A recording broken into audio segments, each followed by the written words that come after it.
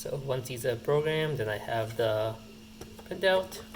Just need to come, and since I don't have the correct ribbon thick size width, just cut that off and put it on the right spot. And this has a tracking QR code as well as the serial number and hardware software number and the part number. So do one there and then the other one.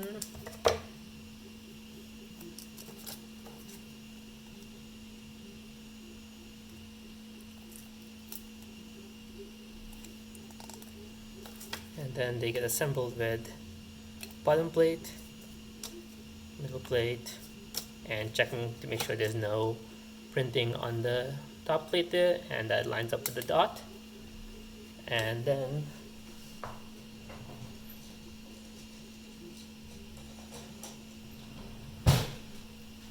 the rivets go in the corners for the modules that are to be sold. So it goes into and requires quite a bit of force to pop through, and there goes one in each of the four corners.